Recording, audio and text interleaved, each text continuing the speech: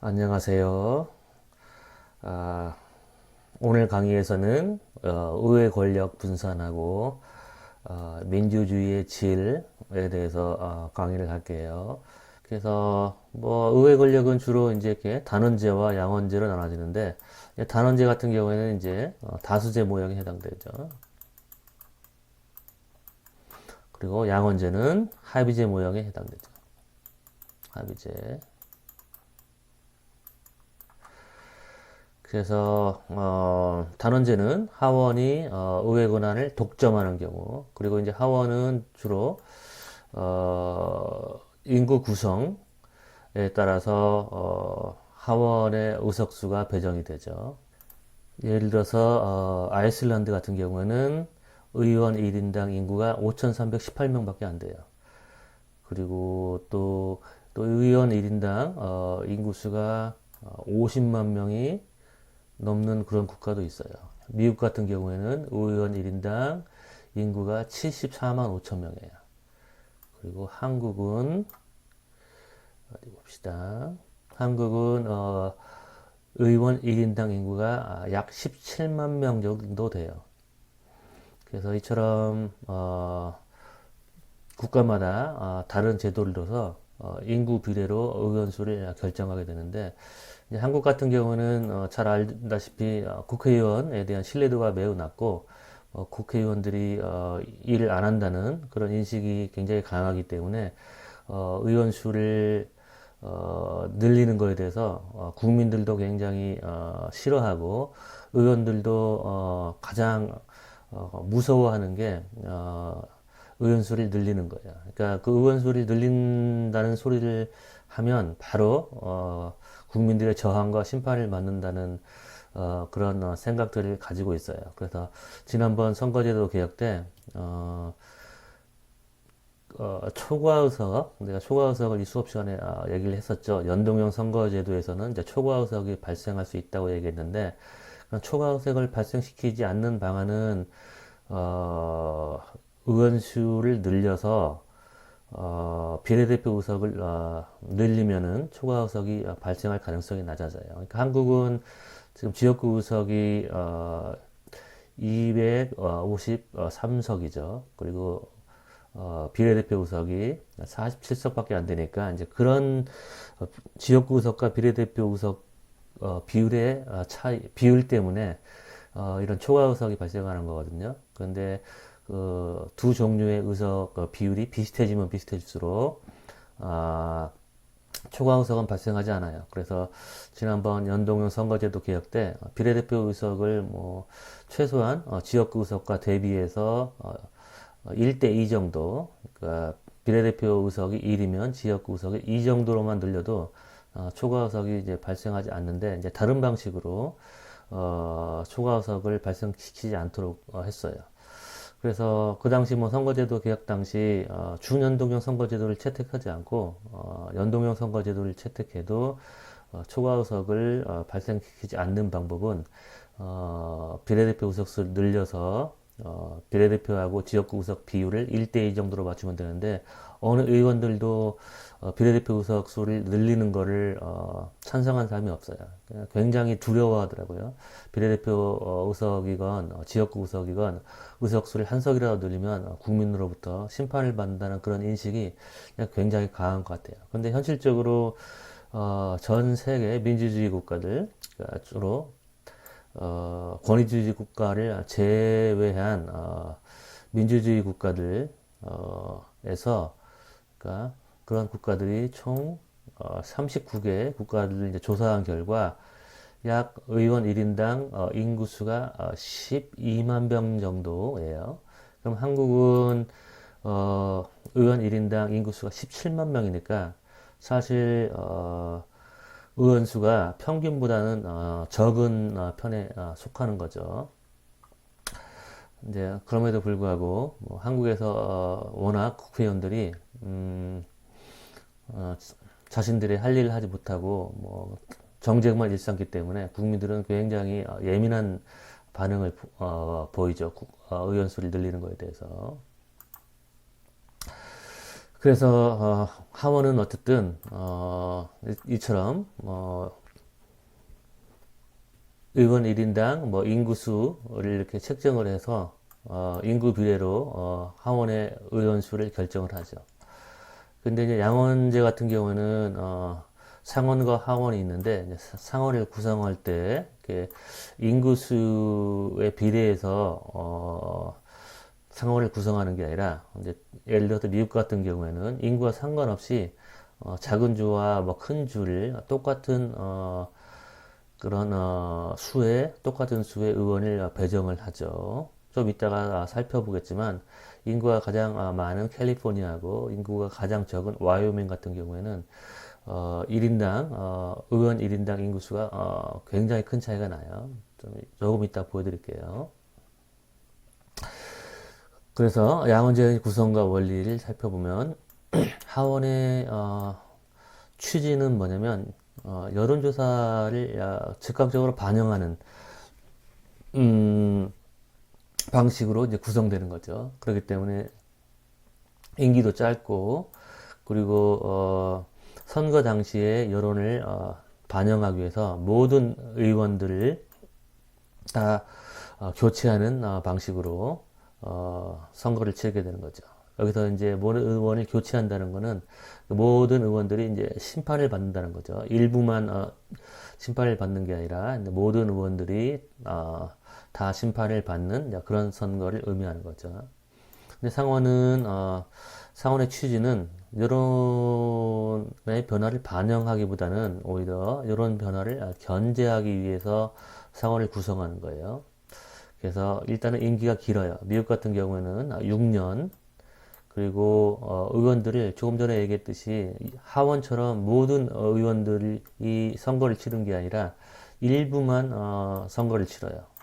그래서 미국하고 인도 같은 경우에는 그러니까 전체 미국 같은 경우에 100명이 있는데 100명 중에서 3분의 1만 예를 들어서 한 해에 33명만 선거를 치러요. 나머지 67명은 선거를 치르지 않고 그래서 이 33명이 예를 들어 가지고 뭐 금년 뭐 2020년에 선거를 치르면 나머지 33명이 또 있죠. 나머지 33명은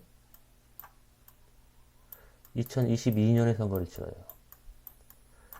그리고 나머지 이제 34명은 2024년에 선거를 치러요. 이런 식으로 부분적으로만 선거를 치르게 돼요. 이제 그 이유는 왜냐하면 이 100명의 의원들이 모두 선거를 치르면 이 선거 당시 예를 들어 가지고 2020년에 이 100명의 의원들이 모두 선거를 치르면 2020년 당시의 여론을 반영하는 그런 상원이 구성되겠죠. 근데 상원의 취지는 이 여론의 변화를 견제하는 게 목적이 있기 때문에 일부만 선거를 치러서 33명만 선거를 치르면 나머지 67명은 이전에 선발된 의원들이기 때문에 선거 당시에 여론의 변화를 반영하는 게 아니라 이들은 2년 전 그리고 4년 전의 여론의 입장을 반영하는 의원들이죠. 그러니까 여론은 급격하게 이제 변화하게 된다면 선거 당시에 여론을 반영하는 의원들은 3분의 1이고 나머지 3분의 2는 선거 이전 그러니까 2년 전, 4년 전에 여론을 반영하는 의원들로 구성해서 이들이 그러니까 지금 선거 이전에 당선된 의원들이 지금 선거에서 당선된 의원들을 이렇게 견제할 수 있도록 한 시스템이 바로 상원이에요. 왜 이런 이제 이렇게 복잡한 상원 제도를 두었냐면 미국의 헌법을 설계한 사람들은 이 여론에 대해서 그러니까 국민들의 어떤 민심에 대해서 그렇게 큰 신뢰를 보내지 않았어요.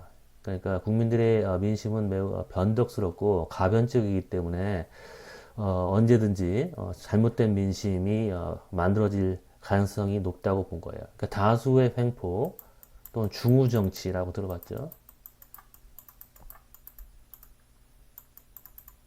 또는 중후정치.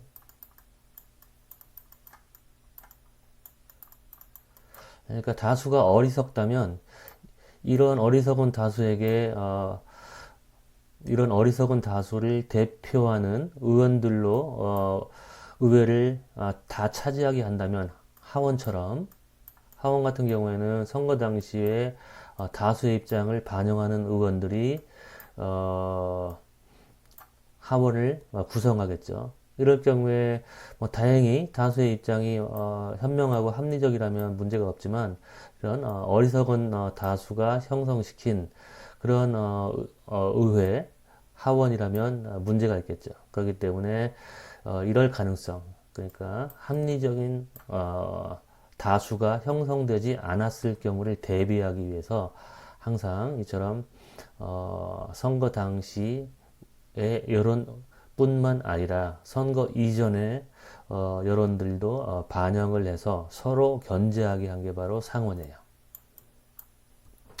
자, 그 다음에 이제 양원제는 조금 전에 얘기했던 대로 합의제 모형인데 또 양원제도 다양한 양원제가 있어요. 그래서 양원제를 구분할 때 이제 대칭성에 따라서 구분하기도 하고 또 조응성에 따라서 이제 구분하기도 해요.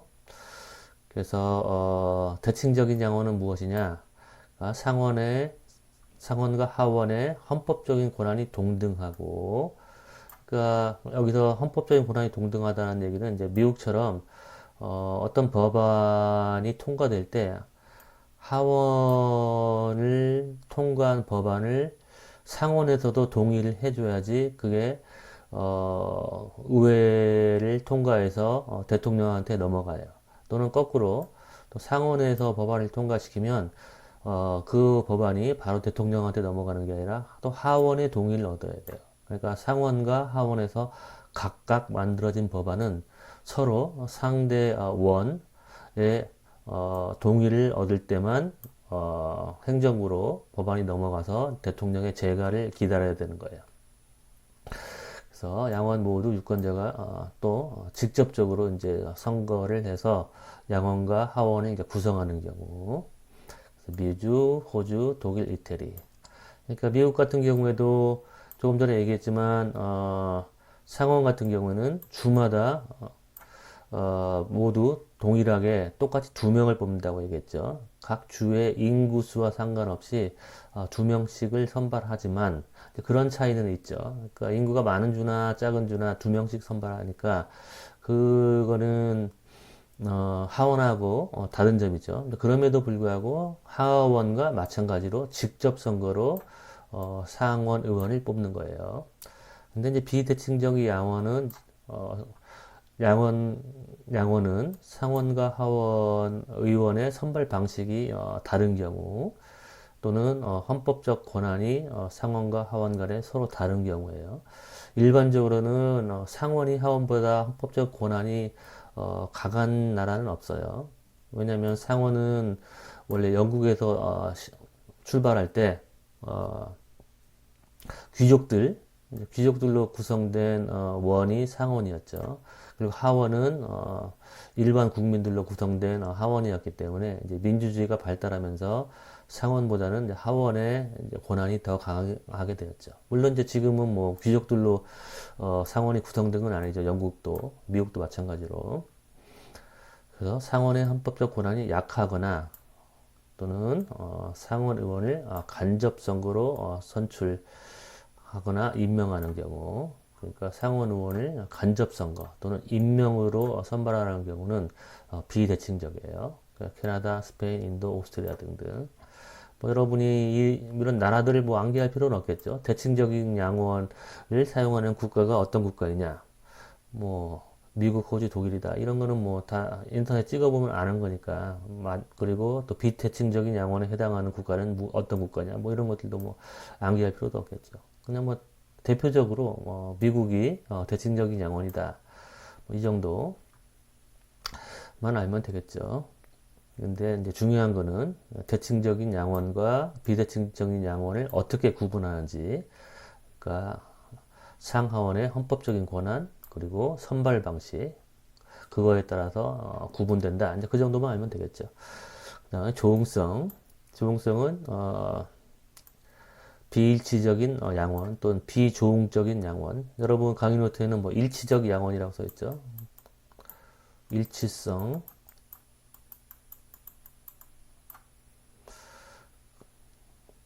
그리고 여기는 이제 일치적 양원. 마찬가지예요. 일치적이나 뭐 조응적이나. 그래서 비조응적 양원 또는 비일치적 양원은 뭐냐면 상원의 선거 방식이 하원과 다르거나 소수주나 소수계를 위한 비인구 비례적인 선출을 하는 경우. 그래서 얘기하는 이제 선거 방식이라는 거는 이전에 대칭성에서 설명한 직접 선거냐 간접 선거냐 그걸 얘기하는 건 아니고 하원 같은 경우에는 인구 비례로 뽑는데 상원은 인구 비례로 뽑지 않는다는 그 방식의 차이를 얘기하는 거예요. 위에서는 대칭적인 양원은 직선,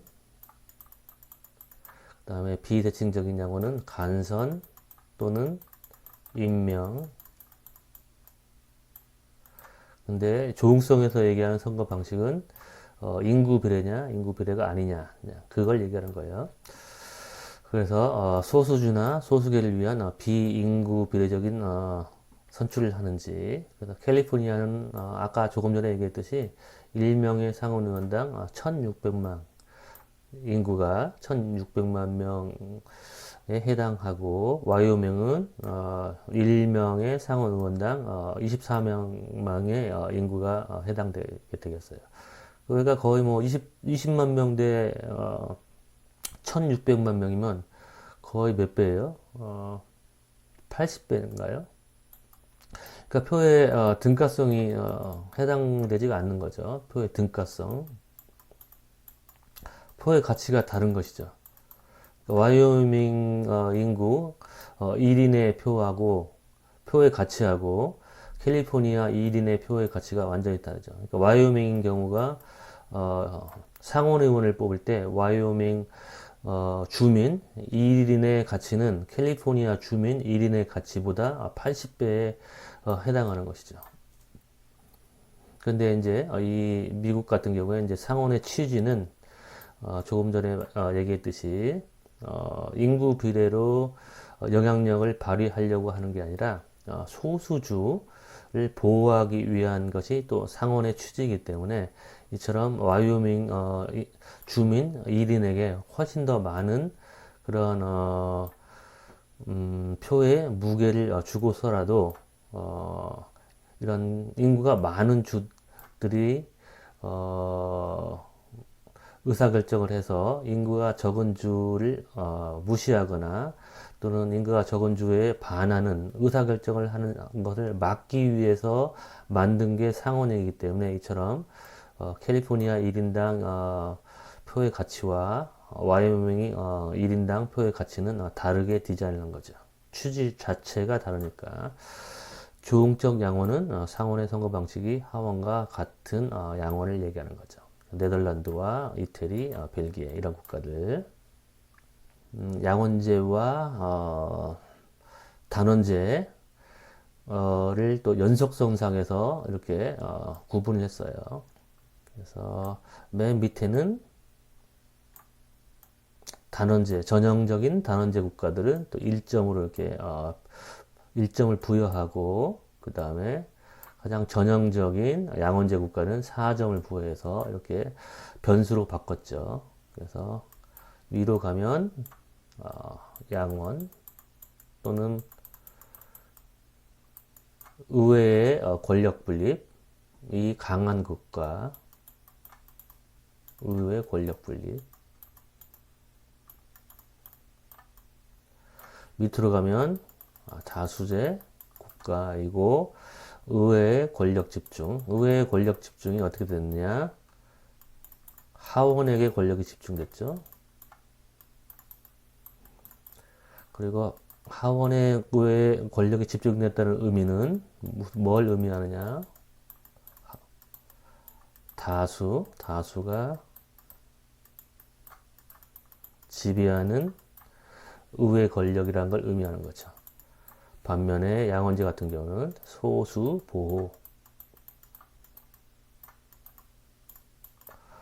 보호를 중요시하는 그런 의회 권력 분립 제도를 의미하는 것이죠. 그래서 아까도 뭐 얘기했지만 어떤 국가들이 위에 여기 의회 권력 분립에 해당되고 어떤 국가들이 의회 권력 집중에 해당되느냐 뭐 이걸 다 여러분 알 필요는 없고 그냥 전반적으로 미국이 이제 가장 전형적인 의회 권력 분립 국가 뭐 굳이 또 포함한다면 독일 그리고 가장 또 전형적인 단원제 국가 또는 의회 권력 집중 국가는 여기 보면 뉴질랜드 뭐이 정도만 알면 되겠죠. 그러니까 항상 전형적인 다수제 모형 국가는 영국, 뉴질랜드예요. 뉴질랜드는 1994년 전에 1994년에는 비례대표제, 연동형 비례대표제를 채택해서 이 다수제 국가로부터 더 이상 포함되지 않고 다수제 국가에 포함되지 않고 다당 체제가 형성됐어요. 그래서 여기서 중요한 거는 조금 전에 얘기했듯이 이 구분만 알면 되고 이런 국가들을 암기할 필요는 없겠죠. 그 다음에 그래서 레이 파트는 이 의회 권력 분산 정도하고 지난 시간에 배운 연방제 대 단방제 그러니까 지방과 중앙 정부의 관계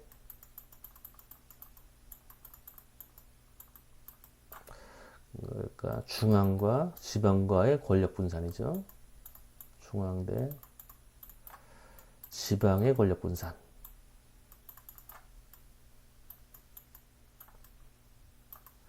이거는 이제 의회의 권력 분산 정도의 관계를 보니까 이런 양의 관계에 있다 이거예요. 그러니까 어떤 국가에서 중앙 대 지방의 권력 구조를 합의제 모형을 채택했다면 또는 권력 분립 제도를 채택했다면 의회 권력 구조도 역시 권력 분립을 채택한다는 걸 보여주는 거죠. 다시 한번 이 그림을 설명하면 중앙 대 지방 간의 그런 관계가 권력 분립적이라면 권력 분산적이라면 의회 권력 구조도 역시 권력 분산적이라는 것을 보여주는 그림이죠. 그래서 아까도 얘기했지만 가장 전형적인 이 2차원적인 공간에서 이 권력 분산적인 시스템은 미국 그리고 독일 그 다음에 이제 뉴질랜드는 가장 전형적인 권력 집중형 시스템이라고 볼 수 있어요.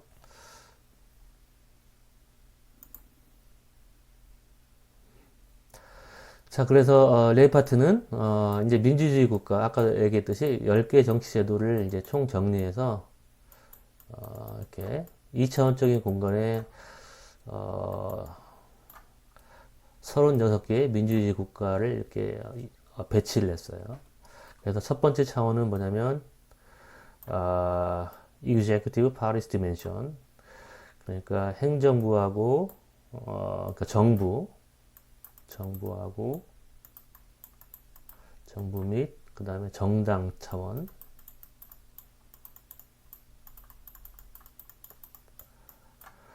그래서 정부와 정당 차원 또는 행정부 정당 차원을 구성하는 정치 제도들은 무엇이냐 ENPP Effective Number of Parliament Party 이제 정당 체제를 의미하는 거죠. 얼마나 많은 정당들이 있는지 얼마나 많은 실효 정당들 그리고 여기 파르먼트 파리니까 실효 의회 정당을 의미하는 거죠. 실효 의회 정당. 그 다음에 또 두 번째 정치 제도, 그러니까 이 행정부 정당 차원에 해당하는 두 번째 정치 제도는 이제 정부와 관련된 정치 제도이죠. 정부가 어떻게 구성되는지. 그러면 minimal winning one party cabinet, 이거는 이제 한 정당이 그 minimal winning이니까 의회에서 다수를 확보한 최소한의 수의 정당들이 정부에 포함된 거죠. 그러니까 한 정당이 다수를 얻으면 바로 미니멈 위닝 원파리 캐비넷이 형성되겠죠. 그래서 원파리, 이게 이제 가장 전형적인 다수제 정부죠. 다수제 모형과 부합하는 정부죠. 다수제 모형 정부.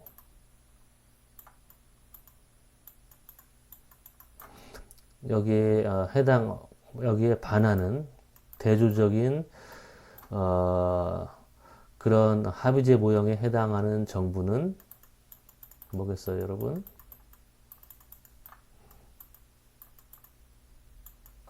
합의제 모형 정부에 해당하는 것은 과대 연정, 과대 내각, 과대 정부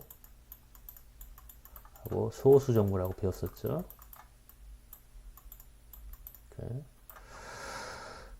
그 다음에 또 입법부하고 행정부의 관계에 있어서 행정부가 지배하는 정도.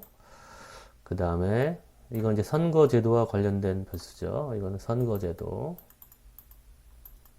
비례대표성. 그래서 비례대표성이 높으면 높을수록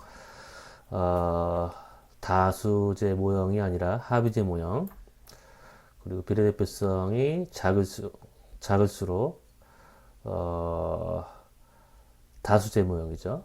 여기는 이제 불비례대표성이니까, 뭐 비례대표성이 높다는 얘기는 불비례대표성이 낮다는 얘기니까 마찬가지 얘기죠. 그 다음에 인터레스트 그룹 플루럴리즘, 그러니까 이익집단 다원주의. 그래서 여러분 기억할지 모르겠지만 다원주의 대 조합주의.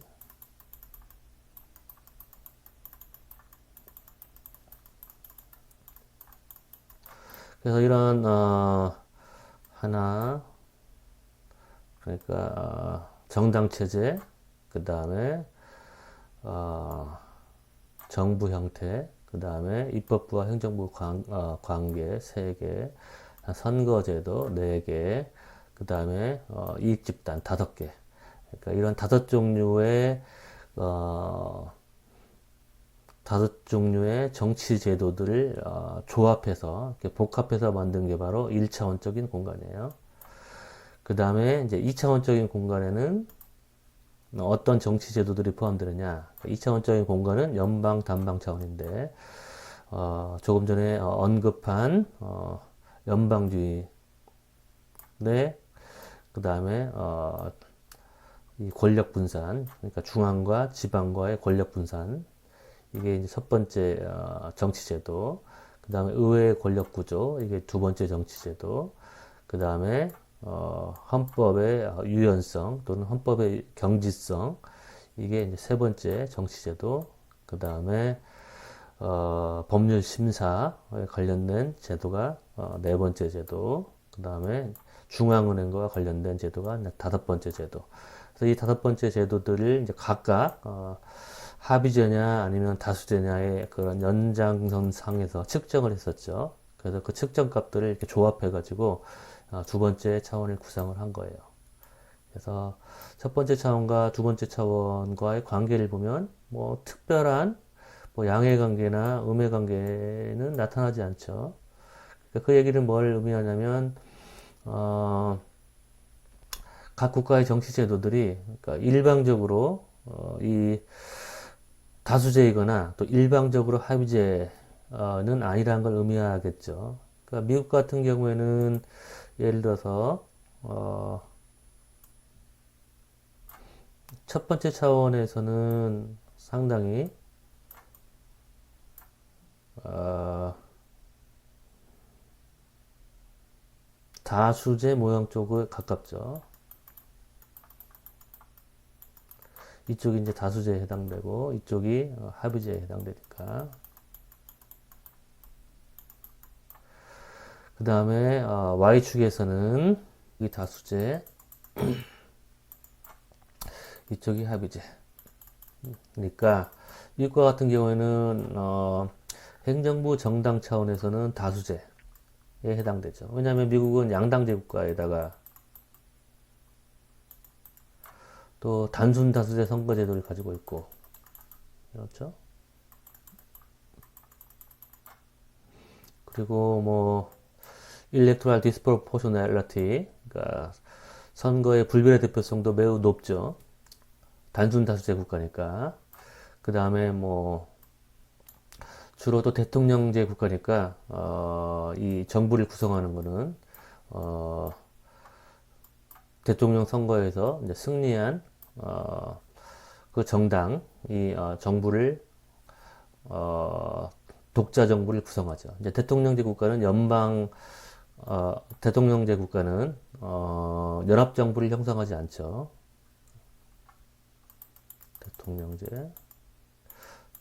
대통령제는 여당이 소수당일 경우에도 독자 정부를 형성하죠. 원파리 캐비넷. 반면에 의회제 국가들은 제1당이 다수를 차지하지 못했을 경우에 연합정부를 형성하는 경우가 많죠. 물론 이제 소수정부를 형성하기도 하지만 그렇기 때문에 여기 원파리 캐비넷, 물론 이제 미니멈 위닝에 뭐 해당되지 않는 경우도 있죠. 이런 경우에는 여소야대 의 경우에는 대통령 정당 여당이 의회에서 다수를 차지하지 못한 경우죠. 어쨌든 여러 가지 측면에서 ENPP도 낮겠죠. 양당 체제니까. 그 다음에 불비례 대표성이 높고 또는 비례대표성이 낮고, 그 다음에 또 의회와 행정부의 관계는 미국 같은 경우는 견제 체제니까 행정부와 입법부가 서로 견제하는 시스템이니까, 그렇기 때문에 미국이 이렇게 맨 우측, 미국이 여기에는 해당되지 않겠죠. 그러니까 미국을 극단적인 다수제 체제로부터 이쪽으로 이제 끌어온 이유가 이처럼 이규제크티브 다모넌스 이런 정치제도하고, 그 다음에 이 정치제도, 이 두 가지 정치제도 때문에 미국이 극단적인 다수제 모형은 아니고 그러나 반면 ENPP, 그 다음에 Electoral Disproportionality, 그 다음에 Interest Group Pluralism, 이것 때문에 0점을 기준으로 다수제 쪽에 더 가까운 국가라고 얘기할 수 있겠죠. 그리고 조금 전에 얘기한 전형적인 이 다수제 국가, 영국하고 뉴질랜드도 매우 이 우측에 있다는 걸 알 수 있죠. 근데 이제 영국하고 뉴질랜드 같은 경우는 Y축에서도 다수제 쪽에 가깝죠. 이렇게. 그렇죠? 근데 미국은 Y축에서는 매우 합의제적인 국가죠. 아까 얘기했듯이 여기가 합의제고 여기가 다수제니까. 그러니까 미국은 Y축에서는 합의제에 가까운 반면 X축에서는 다수제 쪽이죠. 그렇죠? 그러니까 미국의 헌법제도를 만든 사람들이 일부러 이렇게 의식적으로 이와 같은 정치제도를 설계를 한 거예요. 그러니까 지나치게 영국과 뉴질랜드처럼 양측 측면 모두, 양측 차원 모두 다수제일 경우에는 조금 전에 얘기했듯이 다수의 횡포 또는 중우 정치가 발생할 가능성을 두려워해서 X축에서는 양당제를 창출해서 효율적인 정당 체제가 만들어질 수 있도록 해놓고, 그럴 경우에 효율적인 양당 체제가 만들어졌을 경우에 한 정당이 지배를 하게 되니까 Y축에서는 하위제 모형을 만들어서 의회 권력을 분산시키고 중앙과 지방 정부의 관계도 연방제를 채택해서 권력을 중앙 정부로부터 분리해서 뭐 지방 정부의 또는 주 정부의 어떤 독자적인 그런 관할 영역을 설치를 하고 그 다음에 또 사법부를 강화시켜서 법률 심사를 하게 하고 또 그 다음에 이 헌법의 경지성, 헌법을 다수가 쉽게 바꿀 수 없도록 매우 까다로운 조건을 부여하고 그 다음에 또 센트럴 뱅크 인디펜던스 그러니까 중앙은행도 행정부로부터 완전히 독립적으로 이렇게 만들었죠. 그렇기 때문에 조금 전에 얘기했듯이 미국하고 독일 같은 경우는 이 Y축에서는 매우 합의제적인 모형이죠. 그러니까 독일 같은 경우는 이제 선거제도가 연동형 선거제도니까 연동형 선거제도는 비례대표제죠. 그러니까 또 미국에 비해서 또 더 이쪽으로 합의제 쪽으로 이렇게 이동을 한 것이죠. 그래서 보면은 가장 여기에 있는 국가들 전형적인 합의제 국가들이 스위스, 그다음 독일, 그다음에 네덜란드 중요한 국가들 중에서 근데 그 중에서 합의제 국가의 전형이라고 부르면 이제 스위스를 얘기하는 것이죠. 그러니까 이 국가는 뭐 다당 체제에다가 또 그다음 연방제 차원에서도 권력 분산을 중시하고 그 다음에 X축에서도 다당제를 채택해서 권력 분산이 일어나게 한 것이죠.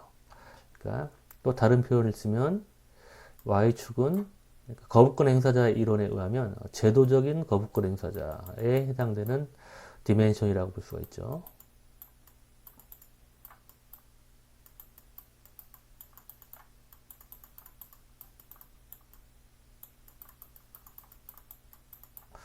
그리고 X축은 정파적인 거부권 행사자하고 이제 관련이 있죠. 전적으로 중첩되는 건 아니지만 정파적 거부권 행사자.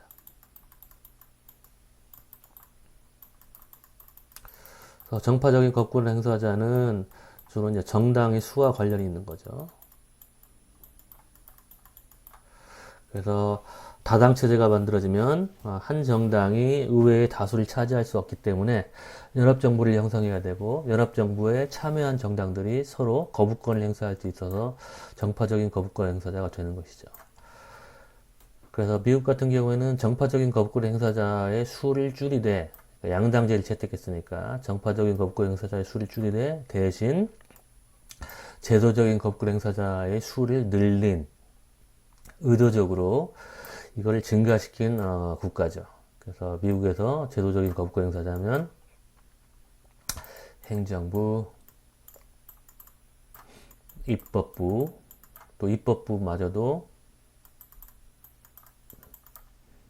상원과 하원으로 또 갈라놓고 또 이들의 권한을 대등하게 해놓고 그 다음에 또 사법부 이렇게 그래서 서로 행정부, 입법부, 사법부가 서로 견제하는 시스템.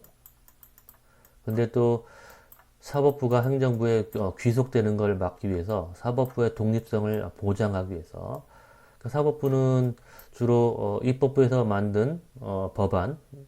입법부에서는 이제 다수가 법안을 만들죠. 근데 다수가 어떤 합리적이지 못한 결정을 하거나 어떤 우매한 결정을 할 때는 사법부가 소수의 권한을 보호해 주더라는 거죠. 다수의 결정으로부터 소수를 보호하기 위해서 사법부가 존재하는 것이죠. 한국의 사법부는 뭐 유전무죄라고 해서 소수를 보호하긴 하는데 돈 있는 소수를 보호하는 것이죠. 근데 원래 이제 사법부의 취지는 이 다수의 결정으로부터 소수를 보호하기 위해서 법에 소수의 권리들을 명시해 놓고 아무리 의회 다수가 어떤 결정을 내려도 소수 또는 인권을 침해하는 그런 의사결정은 위헌 판정을 내서 다수의 결정을 취하하려고 하는 게 사법부죠.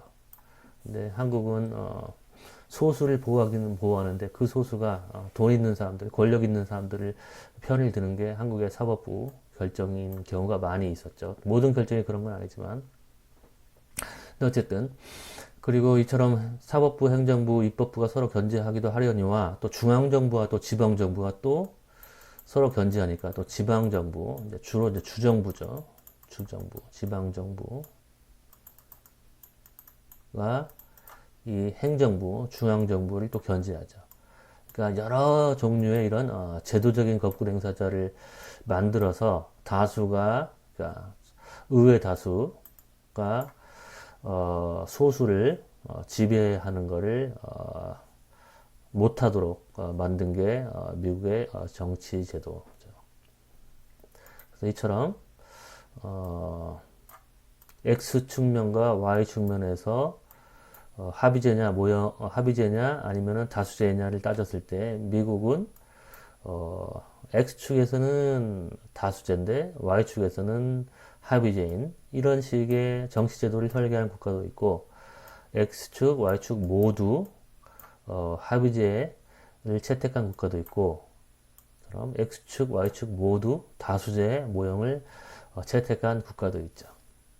그래서 그렇다면 어떤 국가들이 더 좋은 결과를 창출하는지, 어떤 국가의 민주주의 질이 더 높은지, 이제 그거를 레이파트가 이제 분석을 그 다음 마지막 챕터에서 한 거예요. 그러면 시간이 지금 47분쯤 됐으니까 여기서 하고 여기까지 하고 그 다음에 민주주의 질에 대한 분석 결과를 그 다음 시간에 하고 그 다음에 시간이 남으면 이 수업 시간에도 민주주의 질과 관련된 분석이 이제 회귀 분석, 통계 분석을 했는데 레이파트의 결과가 결과를 신뢰할 만한지 이제 그거를 여러분 이해하기 위해서는 이 회귀 분석에 대해서 조금 배워야 돼요. 그래서 정의분과 그 다음에 여론과 선거 경쟁에서는 이제 회귀 분석과 관련된 강의 노트를 올려놨는데 이 수업에서도 민주주의 질을 분석하는 그 통계 분석 결과를 이해하기 위해서는 이제 회귀 분석을 이해해야 되니까 여러분 이 회귀 분석과 관련된 강의 노트를 또 올려놓을게요. 그래서 정의분과 여론과 선거 경쟁 수업에서 이미 회귀 분석과 관련된 강의를 들은 학생은 똑같은 강의니까 여러분 들을 필요 없어요. 그러니까 이 강의는 엑스트라로 내가 올려놓는 거니까 법과 정치만 듣는 학생이 이 레이파트의 분석 결과가 무엇을 의미하는지 조금 더 심층적으로 알고 싶다면 그러면 여러분이 그냥 선택적으로 들으세요. 이건 그냥 추가로 엑스트라로 올려놓는 거니까. 그러면 다음 시간에 민주주의의 질과 관련된 강의를 할게요. 수고했어요.